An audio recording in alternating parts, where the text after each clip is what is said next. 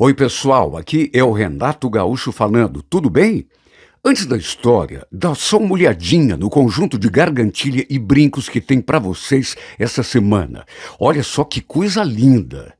Para concorrer a essas belezuras, é só se inscrever no canal, se você não é inscrito ainda, claro, dar o seu like, comentar a história, porque sua opinião é muito importante para a gente, ativar o sininho para ser avisado sempre que tiver história nova e, muito importante também, acompanhar o vídeo até o final.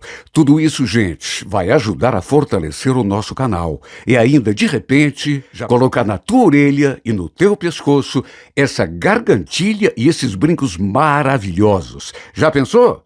Boa história e fiquem com Deus.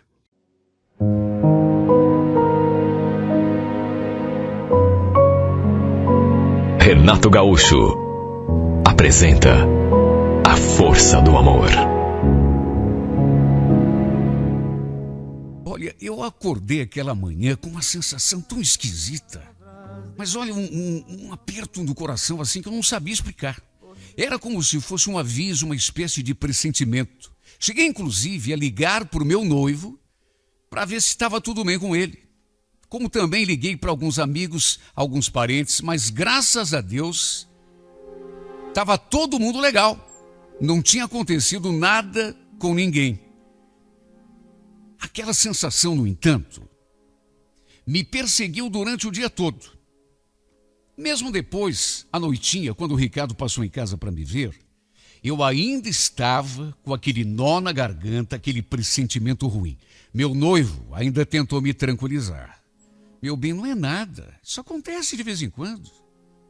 Você está assim porque você vive trancado aqui dentro dessa casa. Você tem que sair um pouco, respirar um ar puro, tomar um pouco de sol. Aliás, eu tenho um convite para te fazer.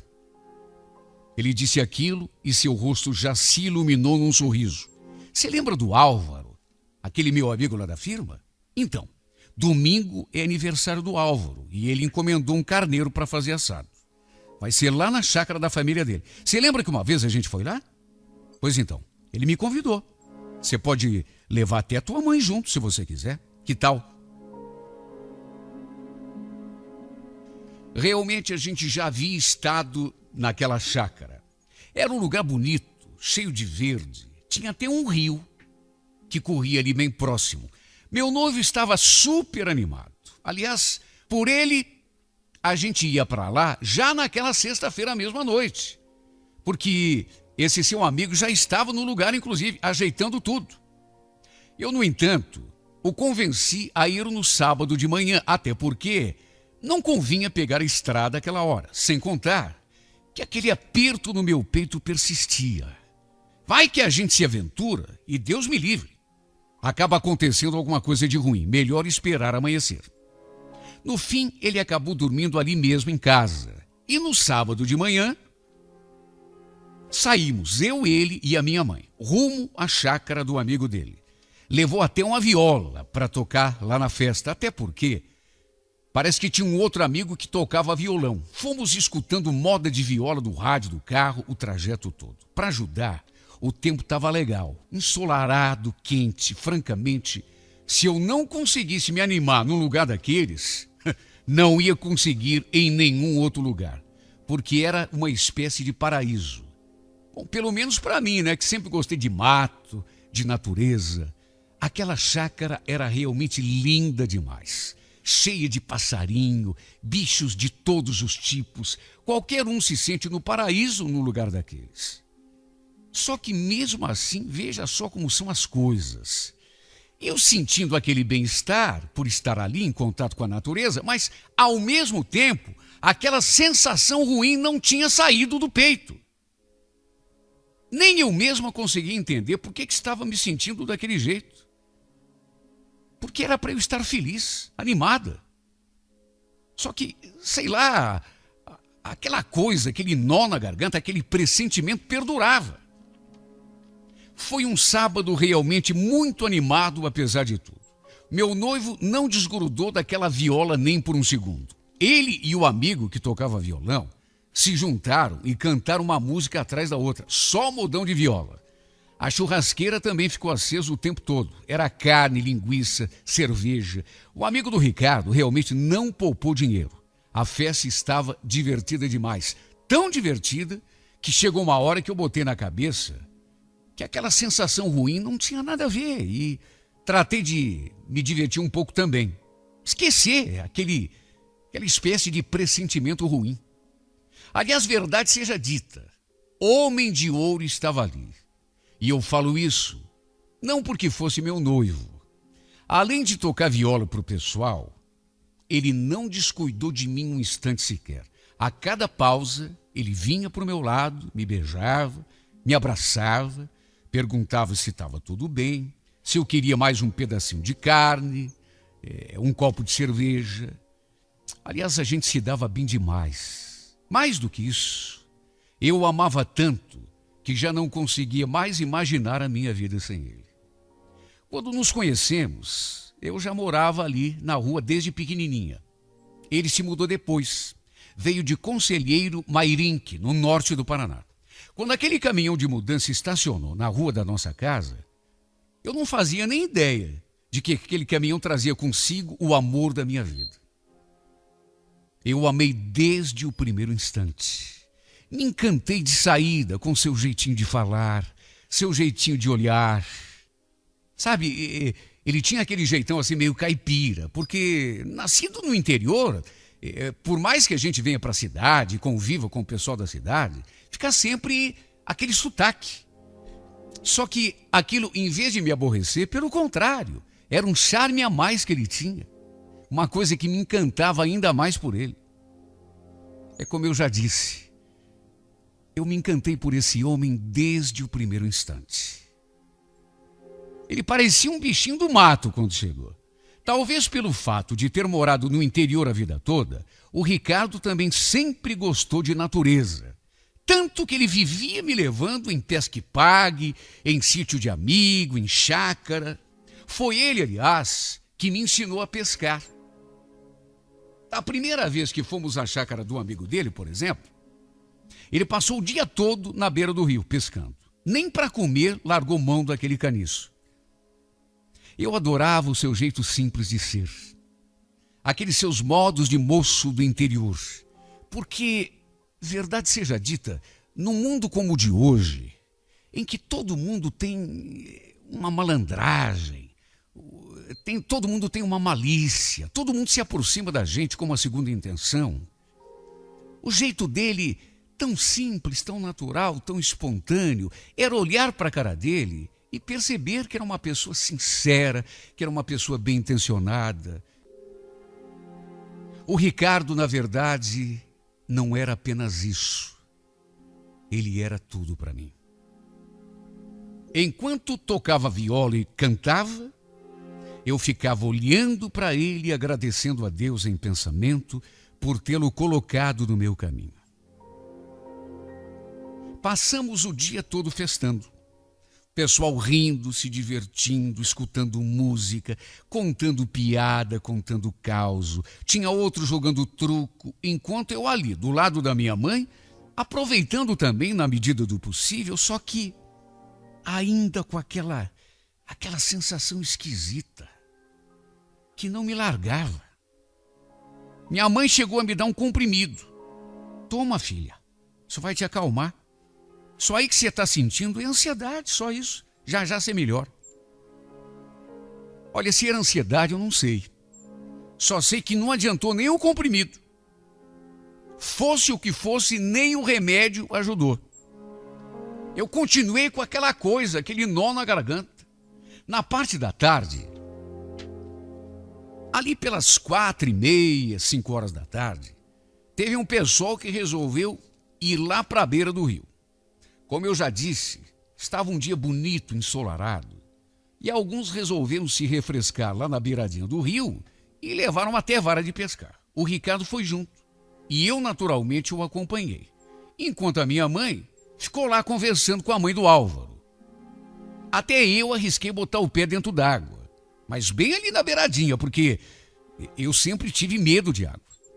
Apesar do rio estar muito cheio, E de estar ali todo mundo, inclusive o meu noivo, todo mundo ali pertinho, eu sempre fui assim meio reticente com essa coisa de rio, de mar. Então botei o pé ali na beiradinha e foi só.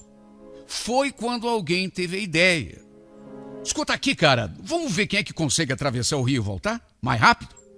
Todo mundo se animou. Foi a maior gritaria. Falei pro meu noivo, você não vai.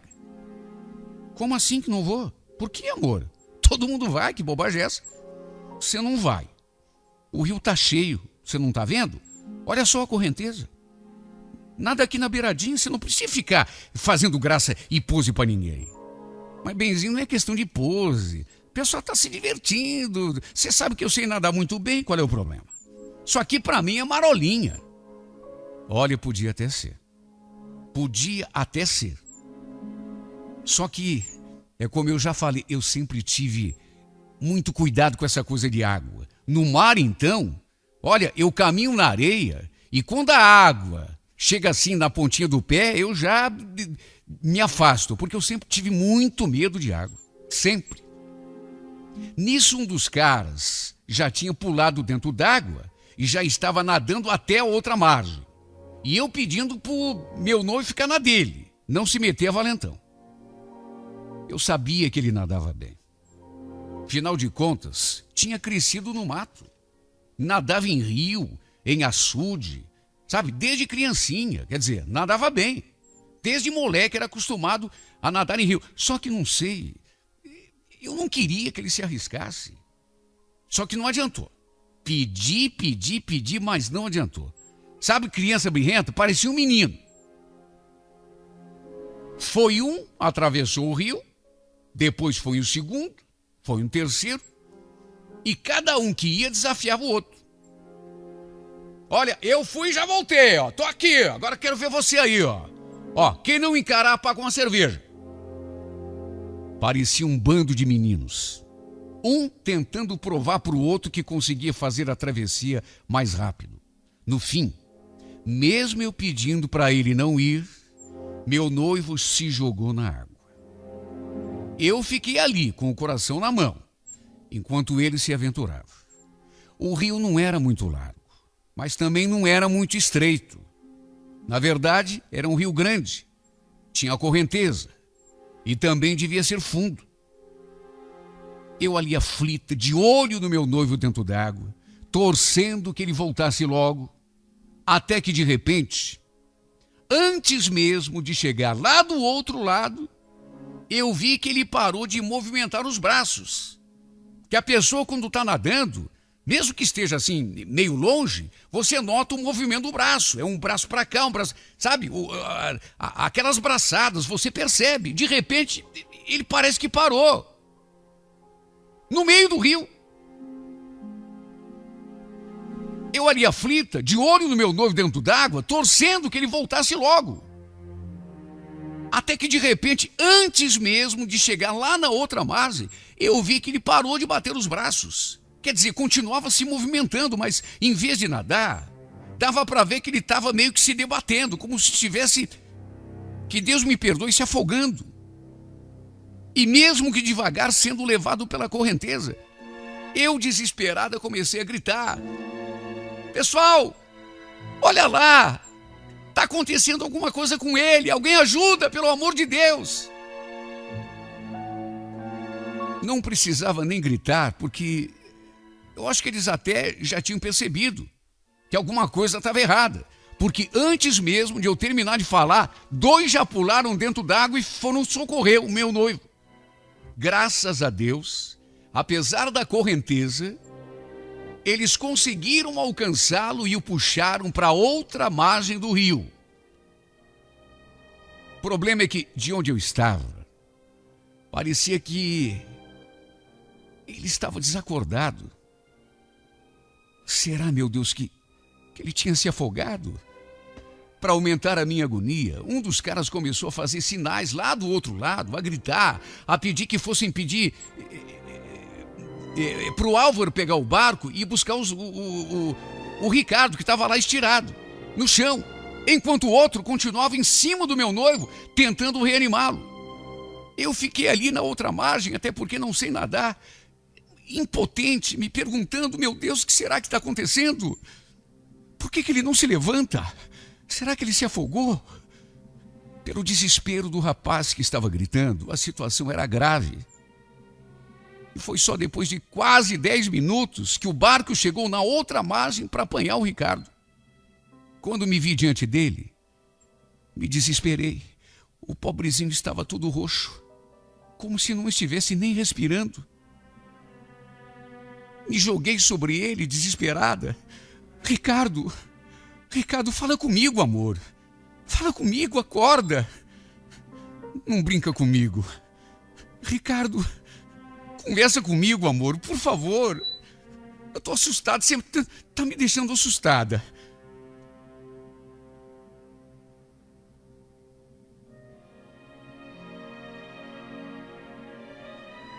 Até que escutei alguém falando que era melhor pegar a caminhonete e levá-lo até o hospital. Meu Deus, que desespero. Meu Deus, que agonia. Só naquele momento é que eu entendi o porquê daquele aperto no peito, aquele nó na garganta. Eu devia ter imaginado. Alguma desgraça estava para acontecer. Eu nunca tinha sentido aquilo. Uma agonia, uma angústia que não me largou o dia todo, mesmo ali no meio da festa, todo mundo rindo, comendo churrasco, contando piada, tocando viola, se divertindo, contando piada, mesmo ali. Eu não consegui me alegrar, me descontrair. Aquele sufoco, aquela angústia, aquele desespero continuava dentro de mim e eu não sabia por quê.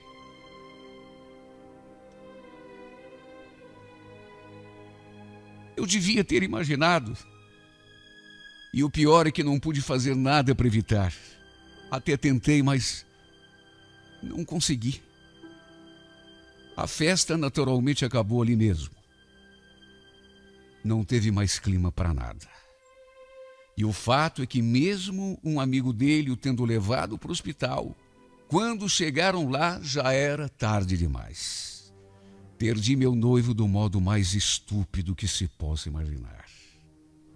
Tanto eu tinha pedido para ele não atravessar aquele maldito rio. Pedi tanto. Parece que eu estava prevendo. Tudo bem que ele sabia nadar, tudo bem que ele estava acostumado, desde moleque nadava no rio, só que quando uma coisa tende a acontecer, não adianta, acontece mesmo, e aquele aperto no peito, aquela angústia, aquele pressentimento ruim não estava ali dentro do meu peito à toa, é porque alguma coisa estava para acontecer, eu tentei evitar, mas não consegui. Eles ali feito meninos, moleques, pareciam crianças, se provocando, se desafiando. Uma coisa tão boba. Aí no meio do caminho, ele não chegou sequer à outra margem. Deve ter tido uma cãibra, um mal-estar, sei lá, e deu no que deu. Como você pôde fazer isso comigo, amor? Como você pôde ter tido coragem de me deixar aqui sozinha? Porque agora é assim que eu estou, completamente só. Tanto que eu te pedi. Você parecia uma criança. Aliás, todos pareciam crianças se desafiando. Um mexendo com o outro. Quem chegar por último paga a cerveja. Eu já atravessei, tô aqui do outro lado aqui. E você, como é que é, meu? Vai medrar? Sabe, coisa de criança. É claro que ninguém poderia imaginar o que ia acontecer. Mas, meu Deus, eu sentia que alguma coisa não estava bem. Aquele pressentimento me acompanhou desde o dia anterior. Aquele peso, aquela angústia, aquele nó na garganta, aquela vontade de chorar, eu não sabia por quê. Não sabia, mas descobri. Era porque você estava de partida, amor.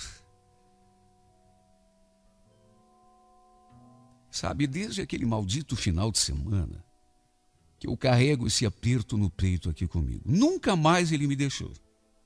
Um aperto que se torna maior a cada dia. Mais dolorido a cada dia que passa. Como lembrar de você e não sentir vontade de chorar? Só de pensar que nunca mais eu vou te ver tocando viola. Que nunca mais eu vou poder ouvir a tua voz. Minha vontade é de desistir da vida também. E os nossos planos que nós fizemos juntos. O que eu faço com isso agora? E tudo que a gente sonhou? Íamos casar, íamos ter filhos, ter a nossa casa, formar a nossa família. Só que o sonho acabou. Só estou eu aqui porque você se foi. E aí eu te pergunto, o que eu vou ficar fazendo aqui nesse mundo sem você? Hein, Ricardo, me responde. Por que você teve de bancar o menino, a criança, e entrar naquele rio? Não precisava. Se você ficasse ali na beiradinha, molhando os pés, como eu, como outras pessoas que sabe, você não precisava se mostrar para ninguém. Você não precisava ganhar corrida de ninguém. Eu é que precisava de você, Ricardo. Só que você teimou. Feito um menino birrento, teimou. Eu sei nadar. Desde moleque eu sei... E agora o que eu faço aqui sozinho? Me diz. Você é a razão da minha vida. Você sabe disso. Às vezes eu te culpo pela dor que eu estou sentindo. E às vezes eu culpo a mim. Porque eu acho às vezes que eu devia ter te amarrado a mim. Porque se eu estava sentindo aquele pressentimento, aquela angústia, alguma razão devia ter. Eu não devia ter deixado você ir. Você era homem, era mais forte do que eu. Mas olha, se Deus me desse a chance de voltar no tempo, eu te segurava, não sei de que jeito, mas eu te segurava. Te amarrava no meu corpo com uma corda. Aí se você pulasse, eu pularia junto, e aquele rio não te levaria de mim. E se levasse, levaria os dois.